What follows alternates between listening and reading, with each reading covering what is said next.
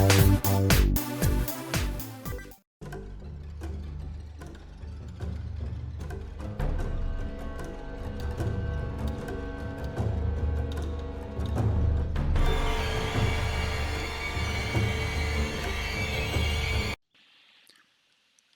Molex Lives. I think it's time to play a little 7 Days to Die.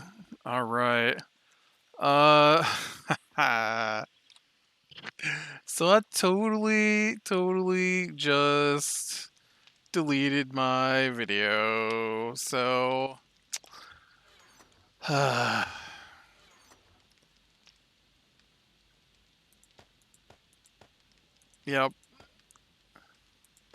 I don't know what I was thinking. Clearly I wasn't. And, I, was like, oh yeah. This is the video that I just made. So let me get rid of everything else in my folder. Oh, right. Right. That included my actual video for today. So here I am making a new video for today. Good thing I got that internet that uploads a little faster than my old internet, right?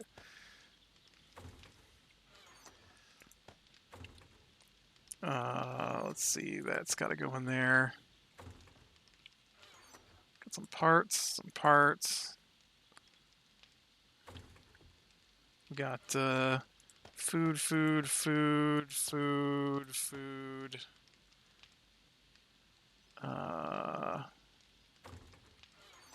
Raw foods. Parts. Some medicine. Some bullets.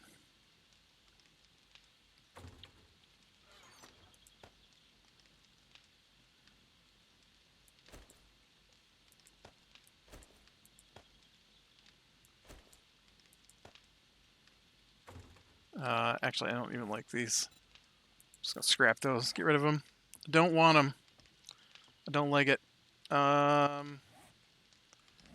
Yes, and then you get this, and you get this, and you get this.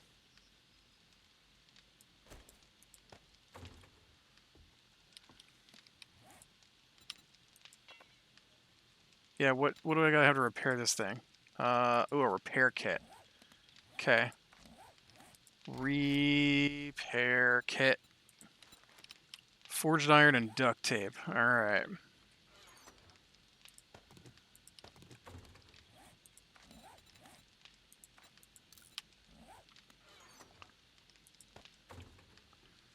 Alright, so we should be able to get back out and do a little bit of scavenging today then. Trying to remember what... I didn't just record the video today. No, I deleted it today. I recorded it a week ago? That wasn't quite a week ago, but not recently. 3 or 4 days. I made squishy noises.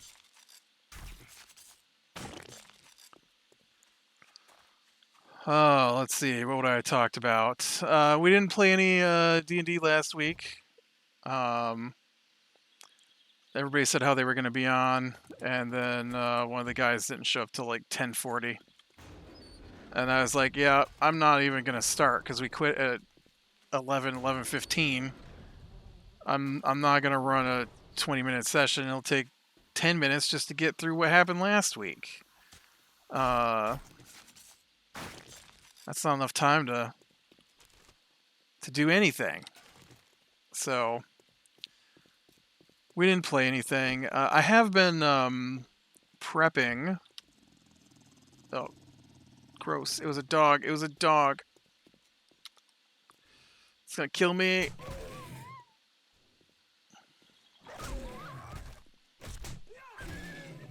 Oh. Oh, he's not dead. Dang it, he's not dead. Oh, he's dead now.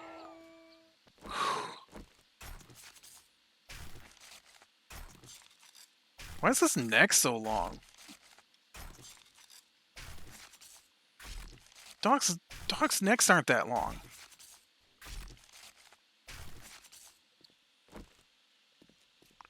Listen, your dog is good and creepy looking, and you know the skin looks pretty good, but that neck is way too long.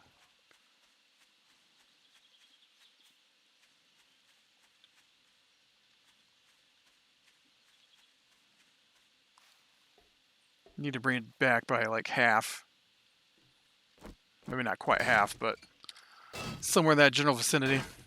But yeah, I have started work on a D&D campaign that will allow us to play when someone else doesn't show up. And so my idea is that what are hackers?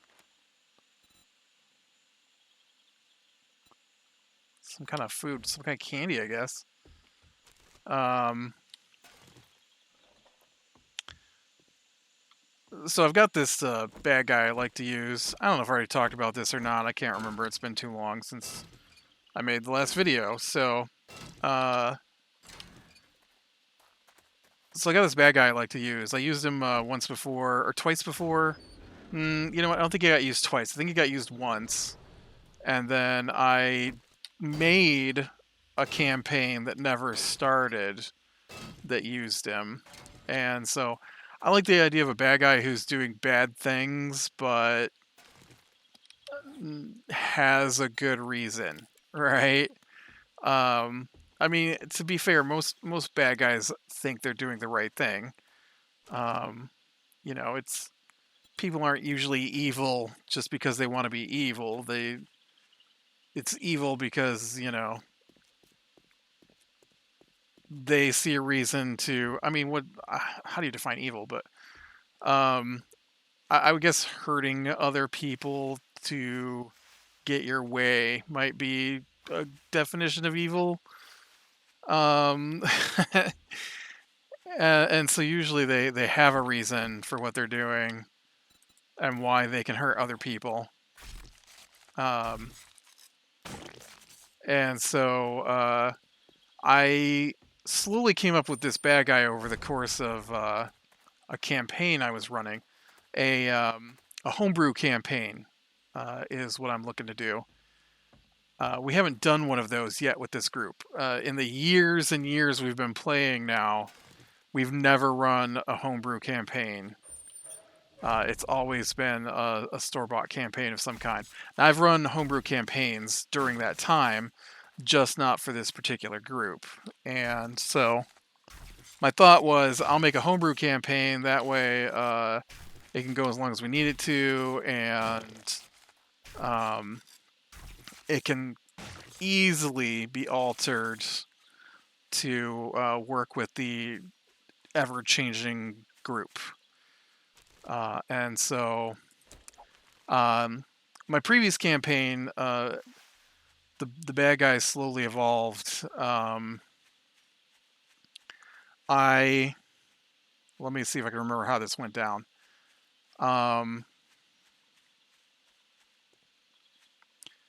So I was fairly new to 5th edition at the time, and my family here at home wanted to play, and so we started a homebrew game that I was running.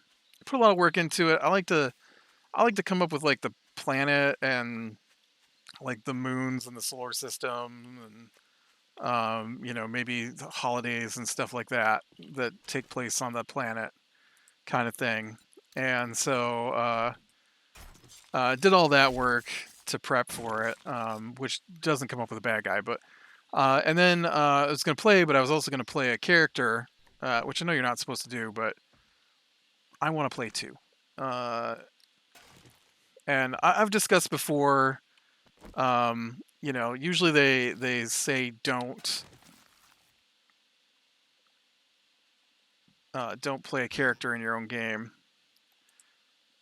Because a lot of DMs, who knows if it's a lot of DMs, but the idea is that DMs might tend to make their character the star of the campaign, and not the, not include the other characters as much. I definitely see that. Our other DM, he sometimes makes a character to play in the campaign, and he will often push his character as the only one that finds things or defeats the monsters, or that kind of thing. It's a bit annoying when your character just feels like a backseat to the DM's PC. It's a DM PC. It's called the Dungeon Master's player character, and but I'm pretty careful not to have. I just want to be part of the fights. I don't usually have him involved in any kind of storyline. I don't provide any information. He's never the deciding factor in where they go and what they do, kind of thing. I just enjoy the fighting aspect of the game, and so I like to have him there for the fights. And so basically, I made a character. I wanted to try out. Oh no! Oh wow! I don't. Wow! Just took that dog right out. Um, so I made a Battlemaster fighter. I can't stand the Battlemaster fighter. I'm playing one right now in the other DM's campaign, and he has offered to let me change it because I talk about how much I don't like playing this character. Not during the game, not annoying. Just occasionally we'll talk about making characters and stuff, and I'll talk about how I can't stand to play my Battlemaster. I just don't enjoy it. It's not my kind of character, and so I had one of those. And then one of the other people in my home campaign, they also made a Battlemaster, but they loved it. They loved playing the Battlemaster, and so I had this character, and I basically come up with this idea that there was a group of elves, and the character that I was playing was a guard, and then he got exiled from his village. Right, that's it. That was my whole storyline. Got exiled from his village. Didn't have a reason why. None of that. Wasn't ever gonna bring it up. Uh, just that was his story. That was why he wasn't still part of his village. And so then playing around with a lot of stuff and learning more and more about D&D as we went, I made another character. But they weren't part of our campaign because I already had a character in the campaign. And so uh, I really like the idea of a Great Old One Warlock. And so I made this character, Great Old One Warlock. And so she was an expert in ancient artifacts, and so this was the spawn of the bad guy. That's why I told this little story, was just to get this bad guy. And so what happened was they hired her to nice. They hired her to help them explore some ruins. And then when they finished exploring the ruins, they didn't need her anymore. And so they threw her down a shaft in the wall. And so they thought she was dead. They didn't. I mean, they didn't throw her down the wall, the shaft, woof, whatever it's called. They didn't throw her down there thinking she was dead. They threw her down there thinking it would kill her. And then and so then my idea was that the shaft they threw her into was a natural shaft that led down into, like, D&D's got the Underdark, an underground giant cave system where whole civilizations live. So my thought was that she fell down into one of these giant cavern systems, into like a river, and then got washed deeper and deeper underground.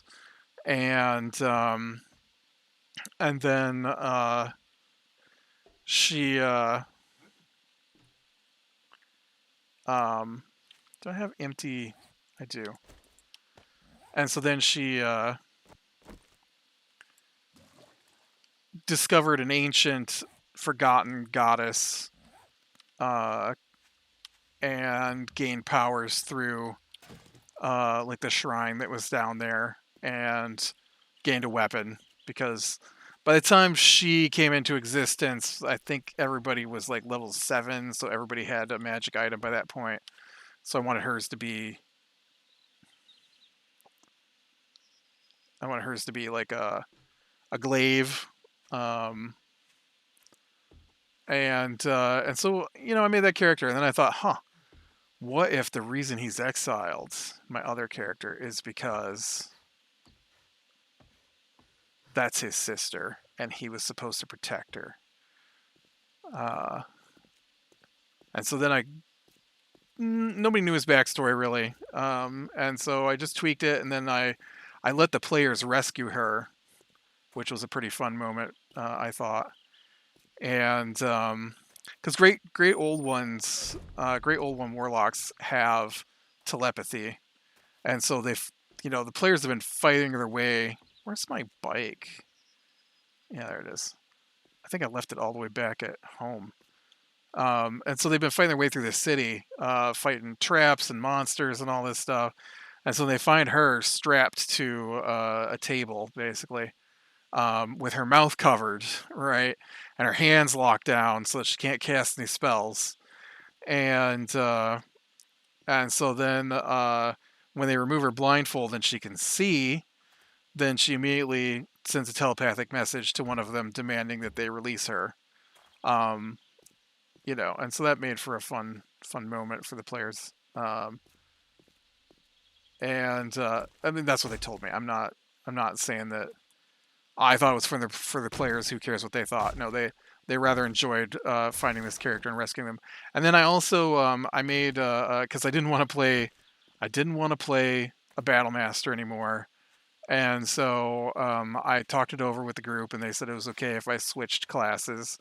And I didn't actually switch classes. I switched subclasses, and so I had these magic shards that suddenly became part of my game. And there was an explosion while they were in the laboratory, and so the dude got nearly killed by these magic shards that pierced all through his body. And so then he switched from being a battle master to an arcane archer. That was how I gave him magic powers suddenly, right? And so I thought that was fun. And so then the bad guy grew from that. He is the one who threw her down below. Well, they had met an ambassador guy earlier, and so I'm like, ooh, I'll bet it was that ambassador guy. And so even though he was an already existing NPC, I evolved him based on the backstory of another character. And so then that guy became the bad guy, but they didn't know it. And so then as things went along, they actually got um, they got some orders from him because he was supposedly bringing orders from the king. Um, and in reality, they were a distraction while he tried to rob another crypt. And so he isn't even from their world. That is what eventually grew out of all the storylines. Um, uh, it wasn't just my characters who had storylines that involved this guy. The monk, he came from a group, and then his group was captured because they were supposed to know where something was, and so this dude was actually working with like the hobgoblins, and had the hobgoblins bring in the entire monastery of monks to torture and question them down about where this particular artifact was that he needed. And so what has happened over many sessions of gameplay is this dude who was originally just an ambassador from the king turns into this guy who's hunting for artifacts because um, his world banished him and separated him from his family. I don't know why they banished him. Honestly, I don't come up with that part, but and so his whole goal is to find the artifacts that will allow him to rip a hole in reality. Oop, I forgot to eat.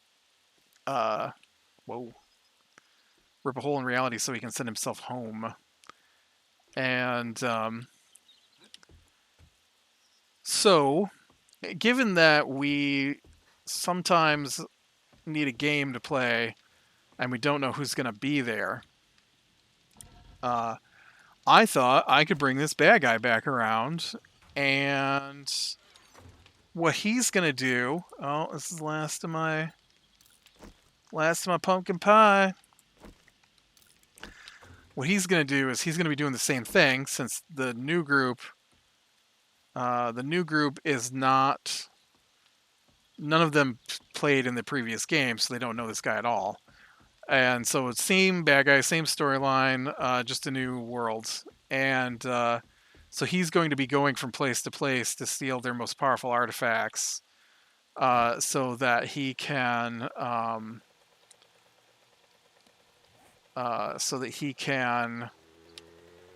rip a hole in reality to send himself home after he was separated from his family. I don't know if it'll be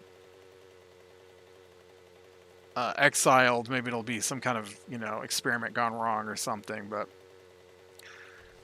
so he might not even believe that anybody in this reality is necessarily real, and so he doesn't have any qualms about killing whoever he needs to get his hands on artifacts that he thinks will destroy reality, so that he can go home. So what I'm going to have the players do is I'm going to have each of them make several characters. I'm going to say 4. I think I'll have each of them make 4 characters, and then I'll take some of the monster manuals. They've got like common people, so then I'll also throw out a couple of common type people for the area where they oop, now I'm thirsty. Where they're from, and like a guard or a fisherman, or something along those lines. And so then they'll have like 6 characters, right, for this campaign, and so then they'll start as a common type character, a hunter, a guard, a fisherman, something along those lines, a farmer, whatever. They won't have their classes that they made their characters from, right? But they'll have those one of those common classes. And then since I don't know who's going to be there, then what we can do is when we reach a day where somebody's not going to show up, then whoever is going to show up can just roll a dice, and then they'll see what class they're going to play for that section. And so the world will be destroyed in the first session, basically. Not destroyed, but broken. I'm going to call the game Shattered, right? So reality gets shattered as this guy tries to find his way home. But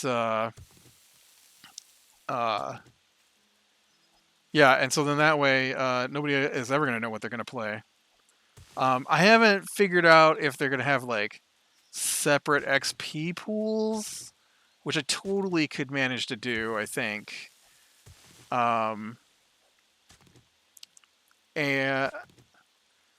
I don't think that would work. I think they all have to stay at the same levels. So whatever level you currently are, you're that level across all your characters. I'm pretty sure. Unless we're going to do a thing where they actually end up in... Well, even that won't work.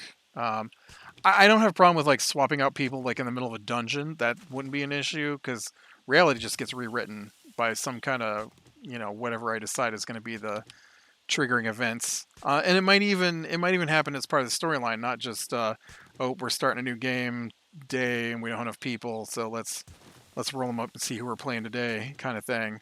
It could just happen in the game too, right? Like they cross from one territory to another, and as they step through the boundary, they become, you know, a different character. Um, it's going to be one of those six, and then they'll just, like I said, they'll roll a dice and see whatever number they get on the dice is the character they're going to play. Uh, so I thought that might be a cool idea to try out, and uh, and I think it's pretty funny. Let me look. Let me see if I can look real quick here. Um,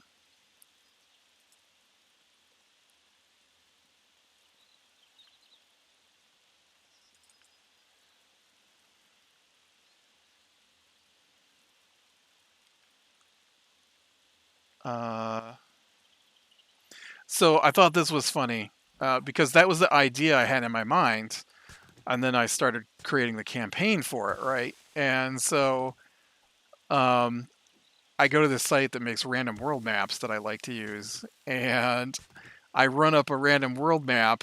I don't like it. I'm like, I don't like that one. So I did a new one. I'm like, I don't like that one either. One was like, um, I don't remember why I didn't like the first one. And then I ran up another one and it was like all mountains. And I'm like, no. And then one was like tiny islands. I'm like, no. And then finally I got one that looked pretty good. I thought, a nice mix of water and land and mountains and deserts and swamps and stuff.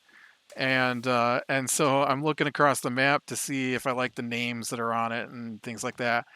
And one of the ruins is called the Keep of Broken Worlds. I'm like, oh, this is my map. This is my map. So yeah, so I worked on that a little bit over the weekends. Um, and then, where is my bed? I was getting clay to make some more farm boxes here. I probably need to stop and get some wood as well before I get back in there. Um, I finished the Halo season. Overall, meh. I wanted to like it, but I felt like their storyline was kind of weak. Although they had some really good moments. They had some really good episodes, but for the most part, I don't know what they were thinking. Um, I I didn't. I don't know. I don't understand their thought process behind some of it. Like I've said while talking about Halo, I did not play enough of the game to know what the storyline's supposed to be like. I know there's like a ring. I know the ring is a weapon to fight back against the Flood. I know the Covenant want control of the weapon. I don't know. Some kind of hatred of humans in there for some reason. I really don't know what their storyline in detail is. So going into this, I didn't really have a whole lot of concept for what I should want from a Halo series, but I dig sci-fi, and so we started off right. First episode was okay. I wasn't sure where they were going with it, uh,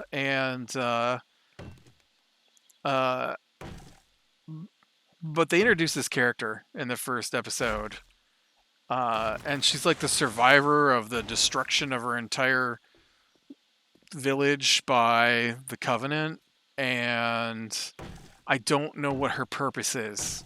And she turned out not to have one. Uh, and they devoted whole episodes to her. And I'm just like, I don't understand. I guess spoilers. If you haven't watched the Halo and you're gonna watch the Halo, I'm gonna spoil a bit of it. So I didn't like that woman. I don't remember what her name was in the show, honestly. Um, I probably only remember a handful of names from all the characters that are in the show. Uh, I did like the Spartans are repressed by some kind of chemical thing implanted in their bodies. I did like that storyline. Whoops, that's not what I want to click on. And so I thought that was pretty good. And so I liked the stuff with Kai. Um, I think Kai might have been my favorite character on the show. Uh, and then I thought the stuff with Cortana was kind of weak.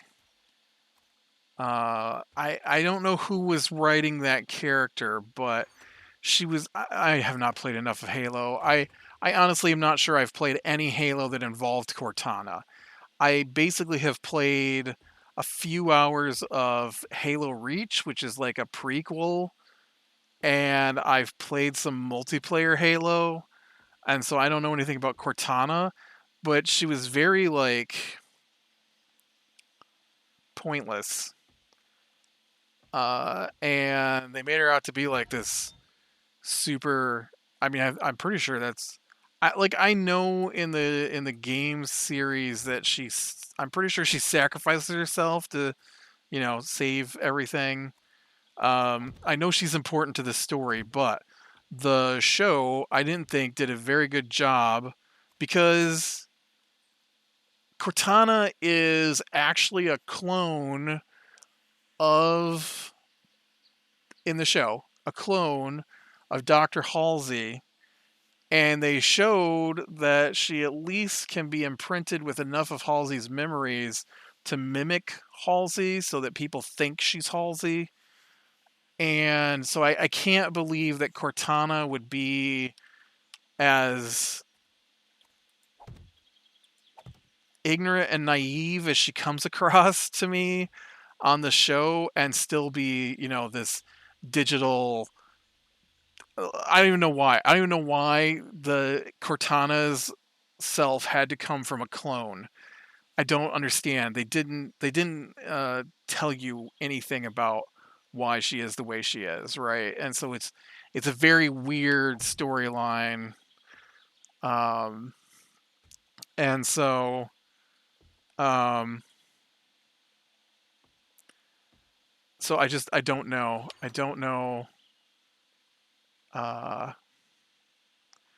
ooh, I need to go to the desert and get some yucca so I can make yucca juice. That's usually what I drink. Yeah, let's do that. Let's head off to the desert real quick here. Whoop, whoop, whoop, whoop, whoop.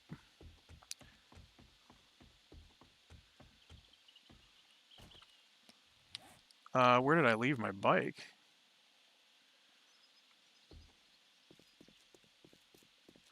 But yeah, so I didn't care for the Cortana stuff. I felt like she either needed to be less tied into Halsey or. All right, I'm gonna go over here, I guess then. Or she needed to have like a more developing her personality, or I don't know. She didn't feel like a character. She felt like she felt like Google. She was Google, and she answered questions. I mean, I guess in the final episode, right, she took over Master Chief's body like she was supposed to, um, only in a different set of circumstances than was originally intended. And even that wasn't very good. Like, I like the parts where her and Master Chief were like, she was like, 306, drop a grenade, or whatever, and he was like, I know how to do this, right? I kind of enjoyed that. And I thought they could have done more with that, but the actual like implementation of her character I didn't think was very good. Like I said, I didn't like the survivor girl from the first episode. and she had this whole like subplot with a different Spartan who was no longer a Spartan. I don't even know how that works. How does he get away from being a Spartan? I like they don't have a choice. Why does he suddenly have a choice? The military Halsey would not let him go, so I don't even understand how that was a character. And then they had like a whole episode and a half where she's back on her home planet, and it was just pointless. I don't even know. I don't even know what the point was. She had no story other than they took my planet. I want it back. But it wasn't even she wasn't even going after the Covenant. She was going after some other rando dude who barely was on the show. And like, sure, he was oppressing the planet, I guess, for the corporations or whatever. But it had nothing to do with her as a character. I don't understand. My favorite episode was episode 8. Episode 8 was a great amount of intrigue and betrayal and fighting, and I really liked that episode. I thought that was probably the best episode of the season. Episode 9, which was the final episode, was meh. It was pretty good up until the point they landed on the planet that the episode ended on, and then it was just eh.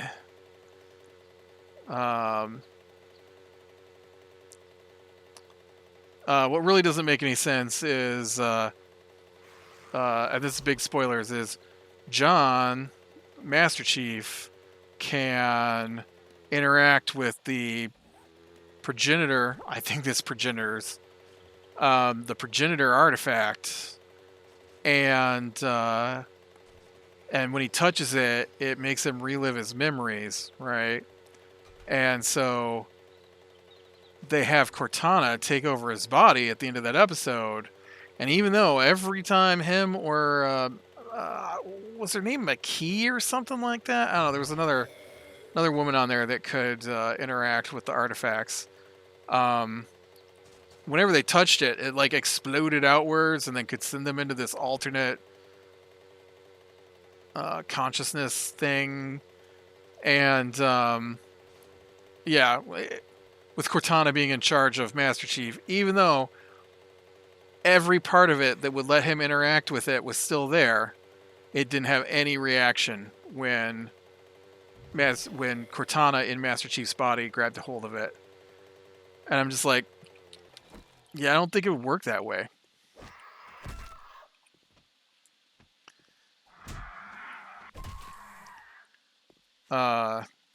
It doesn't make any sense. Like, if it's tied to their genetics or whatever, it's still his body. Cortana didn't shift his genetics around. It's not going to care what his memories are. It wasn't his memories that tied him to it. That was just silly. There's a lot of the show that's like that, though. It's not a very well-written show, in my opinion. Especially for a show where they basically brag that they had like 256 rewrites of the script or whatever to make it perfect. Yeah, well, it's a far, far cry from perfect. I don't think it was as bad as Wheel of Time, which I hated. But then again, I'm not as involved in Halo as I would be in Wheel of Time. Like, I, read the Wheel of Time books a lot. And, yeah. And then I guess just real quick, I watched Night Sky from Amazon. I thought I heard a buzzard. Kind of boring. It's a 8 episode series. Come on, man. You can see I'm doing stuff here. And it was this old couple had found a teleporter underground on their property, and when they use it, it takes them to another planet, and they think the outside air is poisonous because apparently at one point they put mice outside and all the mice died. And just gonna grab a little of this shale to make some gas. And so they never went outside. And then the wife decided she was gonna kill herself. And so when she went to, well, she wanted to step outside, knowing that it would kill her, right? So I mean, that's how she was going to kill herself. And so she went to the, how much do I have? She went to the place, and 32. That's 6 seeds. That's enough to get started. So she went to the place to go through, and then she found a person in there gasping for air and begging her to help him. And then it, as slowly as possible, proceeded to let you know that there was a secret organization involved and that he had escaped from one group of it, but there's also another group involved, and the planet isn't barren like they thought it was. And if you go over the rise from where you can see out from their little bunker on the planet, there are actual towns that look like they're full of people. They didn't get into one, they just saw one from a distance. But it looks like there's small towns scattered across the planet. Yeah, it took them 8 episodes, and I'm just like, it's so slow. Like, every episode just drags on. Like, I don't mind telling a story, but whew, could you speed this one up? Because a lot of what you did could have been told in like 2 episodes, and then you'd just been done. Like, this could have been a movie, an hour-and-a-half movie that just ended the same way this one did, because they were just really slow at getting anything done.